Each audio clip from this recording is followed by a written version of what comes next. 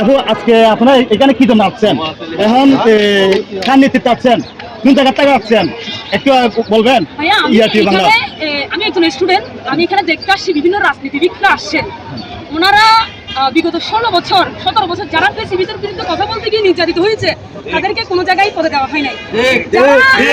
যারা বিগত বছরে কথা বলতে ভয় পাইছে তাদেরকে এক এক জায়গায় দিয়ে রাখছে।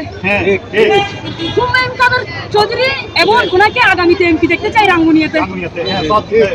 সালাউদ্দিন কাদেরের ছেলেকে হুমায়ুন কাদেরকে, কারণ উনি প্রেসিডেন্টের বিরুদ্ধে কথা বলতে গিয়ে ফাঁসির অর্ডার হয়েছে। এটা বাংলার মাটিতে বিচার চাই আমরা।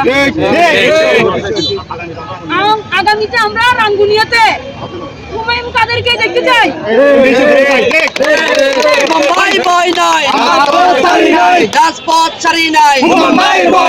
রাঙ্গুনিয়ার মাটি,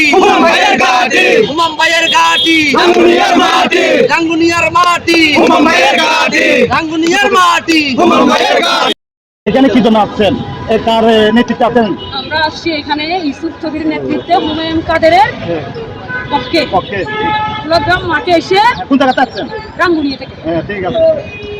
তারপর আমাদের কুলগ্রাম মাঠে আমরা যে একটা সমাবেশ নিয়ে আসছি সেটা সফল হয়েছে, কিন্তু বিগত 17 বছরে যারা প্রেসিডেন্টের বিরুদ্ধে কথা বলতে গিয়ে নির্যাতিত হয়েছি তাদেরকে আমরা এক একটা ভালো জায়গায় দেখতে চাই এবং সালাউদ্দিন কাদেরের ছেলেকে এমপিতে দেখতে চাই আমরা। ধন্যবাদ।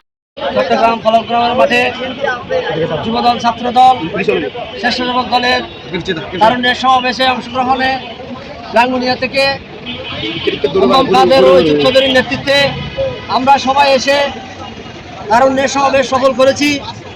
আমি একটা কথাই বলতে চাই, রাঙ্গুনিয়াতে বিগত ফ্যাসিস্ট সরকারের আমলে 17 বছর আমরা কোনোদিন বাড়িতে ঘুমাইতে পারি নাই। এই ফ্যাসিস্ট সরকার শেখ হাসিনা আমাদেরকে রাত্রে ঘুমাইতে দেয় নাই, জেল জুলুম নির্যাতন, আমাদের ছেলেবেলারা রাত্রে ঘুমাইতে পারে নাই।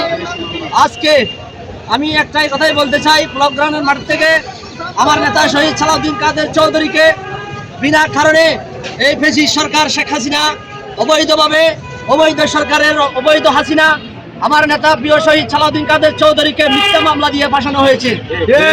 আজকে আমি কুলগ্রামের মাঠ থেকে বলতে চাই, আগামী যে দিন আমাদের যে উত্তর রাঙ্গুনিয়া থেকে আমার প্রিয় নেতা শহীদ সালাউদ্দিন কাদের চৌধুরীর উত্তরসূরি, আমাদের প্রিয় অভিভাবক, রাঙ্গুনিয়ার মাটি ও মানুষের নেতা, বাংলাদেশ জাতীয়বাদী কেন্দ্রীয় নির্বাহী কমিটির সদস্য জননেতা হুমায়ুন কাদের চৌধুরীর নেতৃত্বে আগামী রাঙ্গুনিয়া ইনশাআল্লাহ ঐক্যবদ্ধ হবে।